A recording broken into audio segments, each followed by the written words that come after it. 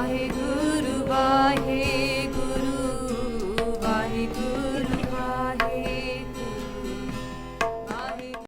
It's a good question because, I actually do something called street prachar. Our organization does something called street prachar. Prachar means to tell other people on the street. So we literally set up a desk. We hand out these leaflets that you might have seen. And we'll just tell people about the Sikh faith. And then we call that project SAFE. And it stands for Sikhi Awareness for Everyone. SAFE. And it's just about awareness. Now, the word conversion tends to mean from one to the other. Right? Even when you convert numbers, right? Or kilograms to whatever, per ounces, is convert. So conversion for me, this is my own definition, is to take somebody who seems to be happy in their religion and tell them how bad their religion is and try and convert them to your religion. And you'll be surprised, a lot of people do that. A lot of people make videos about what's wrong with this faith and why our faith is better than that faith. Whereas educating someone is different. And a lot of people don't have a faith nowadays. Indian truck there. That's taking the whole Punjabis and far, man.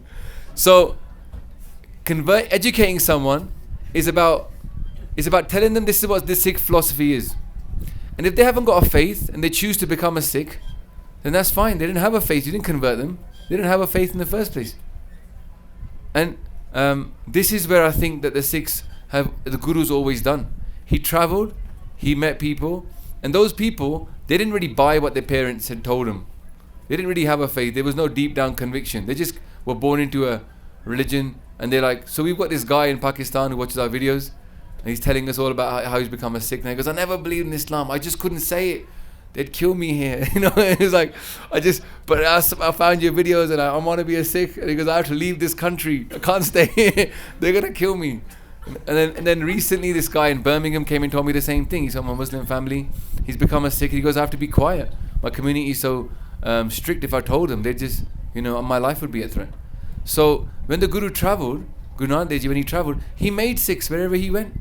So we can't take that history out. We can't say, people just... Wherever he went, he ended up setting up dharamsalas or, ashrams or gurdwaras. People carried on reading Gurbani and carried on following Sikh practices, and they became a centre for Sikhi in that area.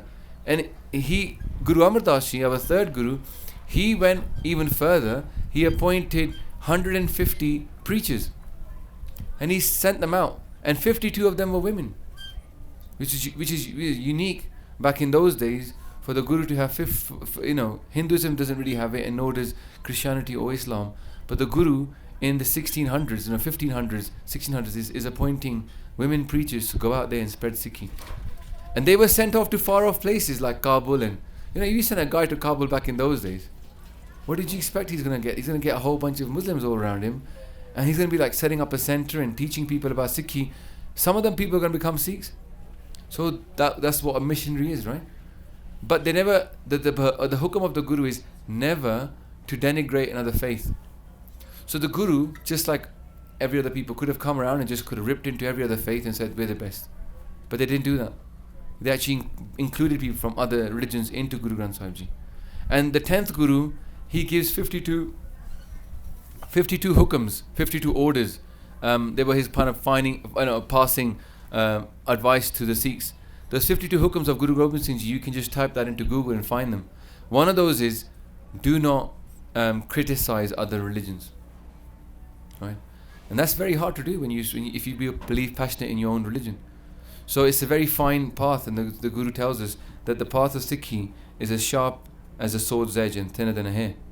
To believe in something so passionately and believe it is the ultimate truth, but not to go around telling other people that they're wrong and it's not going to work for them and they're going to go to hell. So this is the way that we walk, where we understand inclusivity, and the Guru's given us teachings that help us to do that. Guru Arjan Dev Ji teaches in Sukhmani Sahib, beautiful prayer. He says, Sarab Dharam mein Shreshth Dharam, Har ko naam jap nirmal karam. Shreshth means senior, supreme. He says the highest religion amongst all religion, or dharam, is to chant God's name and live a pure life. What could be simpler? Just chant God's name and be a good person, live a pure life. On the one side, you got people that say, I'm just a good person. I just want to be a good person. I think that's good enough. Well, you miss out on that whole other wing of chanting God's name. And a bird can't fly with one wing. And the Guru is saying the same thing. You need both. You need that spirituality and that morality. So we're here to spread that message.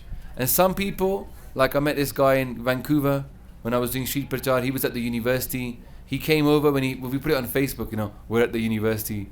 Come and help if you can. So he comes over. He's a Muslim and he says, I'm in a bit of a conundrum. I watch your videos. I love what you teach about Sikhi. I love Sikhi, but I also love Islam. I'm a Muslim. How do I solve this problem? I was like, okay, you should wake up early morning. You should get a rosary, which is called a tasbih. In Islam, they call it a tasbih. You should chant the 99 names of Allah. He was like, okay, and? I was like, that's it. You should do that. And that just mean you're chanting God's name and be a good person while you're at it.